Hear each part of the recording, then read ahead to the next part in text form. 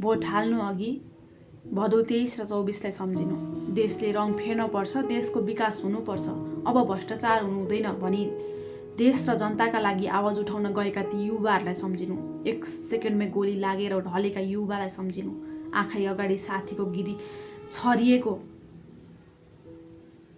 त्यो साथीलाई सम्झिनु। भोट हाल्नु अगाडि आमाको काख रित्ताउने त्यो आतंकवादी सोचलाई सम्झिनु। भोट हाल्नु अगाडि मृत भएकाहरूमध्ये 1 नम्बरमा नै आफ्नो छोराको नाम देख्ने उहाँ बुबालाई सम्झिनु। हाम्रो पनि भोलि त्यो दिन नआउला भन्न सकिन्न। भोट हाल्नु अगाडि बीबीसीले बनाएको न्युज सुन्नु, युट्युबमा छ। संसद भवन जल्यो अनि बल्ल गोली चल्यो भनी भुक्नेहरूलाई के थाहा। आफूले खाई नखाई आफ्नो खुसी मारेर 1 थप्पड पनि नहानी हुर्काएको छोराछोरीलाई गोली हानेर खुला मारेको सुन्दा ती बुबा आमालाई के बित्यो। भोट हाल्नु अगाडि 1000 पल्ट सोच्नु होला।